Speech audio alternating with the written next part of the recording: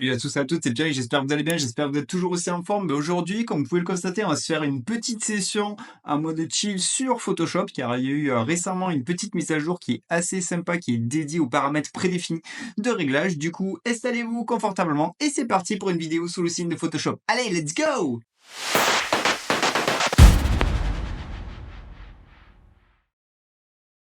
Alors la mise à jour est assez intéressante parce qu'elle répond à un besoin des utilisateurs, c'est-à-dire que maintenant vous allez pouvoir créer vos propres combos de calques de réglage et les enregistrer pour après les attribuer à d'autres images. Donc c'est plutôt intéressant, c'est quelque chose qui était demandé, c'est vrai qu'il aura fallu attendre longtemps et quand on exporte une série d'images et qu'on veut appliquer des styles de réglage assez rapidement, c'est vraiment hyper intéressant de mettre en place ça, surtout aussi avec l'avènement des IA parce que souvent on va faire des permutations promptes, c'est-à-dire qu'on va avoir une ambiance spécifique, mais la thématique, le sujet va changer.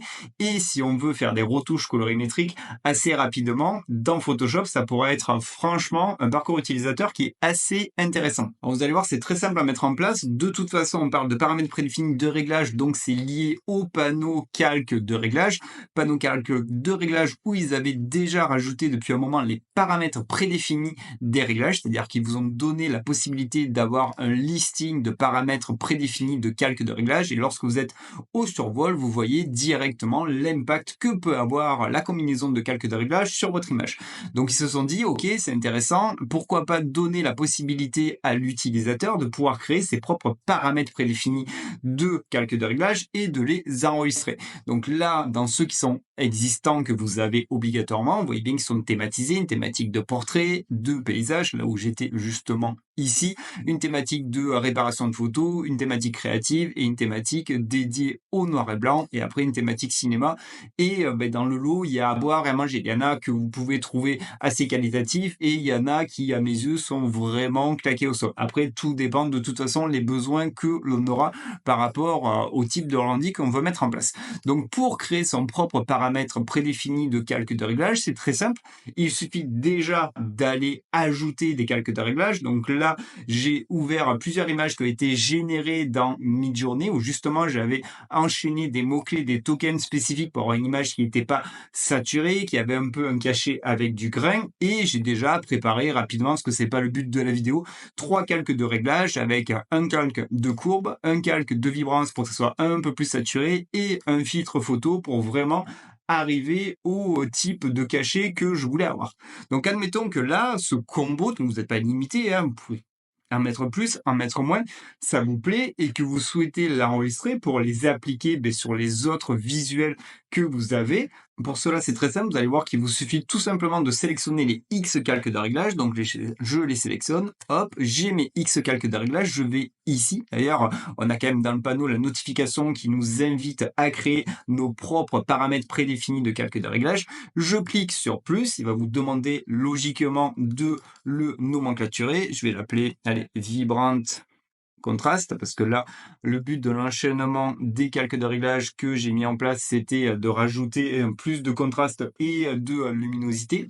J'enregistre. Et ce qui est intéressant, c'est qu'en fait, étant donné que vous avez entraîner les calques de réglage sur une image, la vignette qu'il va y avoir va utiliser l'image. Donc ça, c'est intéressant. Donc, du coup, vous aurez une aide visuelle pour vous rappeler à peu près le résultat que ça va mettre en place.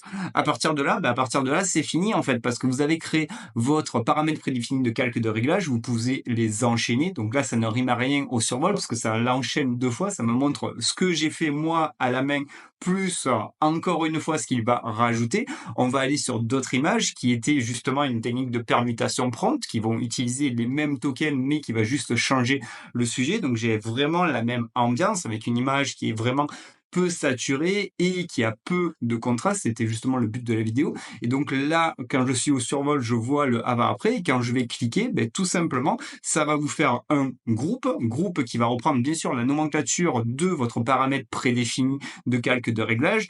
Ce qui est cool, c'est qu'on aura bien sûr la main sur les calques de réglage. Donc là, on voit qu'en temps réel, moi, au niveau des courbes, j'avais baissé l'opacité à 50%. Donc je pourrais la remonter, la diminuer, changer les valeurs de courbes, de vibrances, de filtres photos, donc rien n'est figé. C'est juste pour aller très vite, pour appliquer ces paramètres prédéfinis et après, vous allez les adapter en fonction des images. Mais c'est quelque chose qui est hyper intéressant parce que là, on a vraiment la main dessus et comme je vous avais dit, avec ceux qui étaient déjà existants, qui sont fournis à Photoshop, il y a à boire et à manger et donc quand vous avez du temps, ça va être plutôt assez intéressant de pouvoir s'enchaîner, de se faire ses propres combos, ses propres paramètres prédéfinis de calque de réglage en fonction de vos besoins spécifiques. Ça vous évitera d'enchaîner et franchement, ça fait quand même gagner du temps. Moi, j'aime beaucoup cette philosophie-là et du coup, c'est tout bête, mais ça fait gagner du temps. Donc, dites-moi dans les commentaires comment vous trouvez cette nouvelle feature, ce qui est arrivé dans Photoshop. Est-ce que vous allez l'utiliser? Est-ce que vous allez créer vos propres paramètres prédéfinis de calque de réglage? Après, le côté qui est cool, imaginez que vous travaillez en équipe et que vous avez fait un banger, c'est-à-dire un enchaînement de calque de réglage qui marche très très bien pour une série spécifique et que vous souhaitez le partager, ici, vous allez cliquer et vous allez pouvoir exporter les paramètres prédéfinis et donc les faire passer à votre collègue, à n'importe quel collègue spécifique.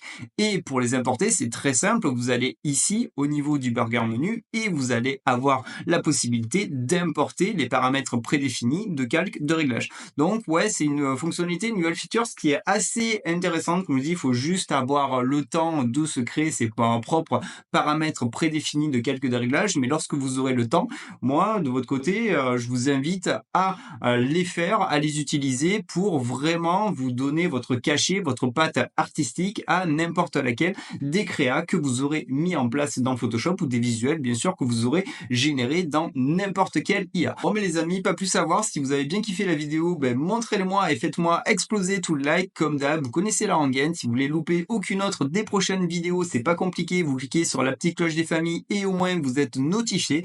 Et si vous voulez soutenir tout le travail que je mets en place, n'oubliez pas, alimenter une chaîne YouTube, ça demande du temps, de l'investissement, c'est pas compliqué non plus et en plus c'est gratuit, le petit CTA à cliquer, vous cliquez, vous vous abonnez, ça fait super plaisir et lentement mais sûrement on se fait une bonne petite communauté sur le design, la tech et les IA. Allez, moi je vous dis prenez bien soin de vous et à bientôt pour de nouvelles aventures. Allez, salut, ciao, ciao.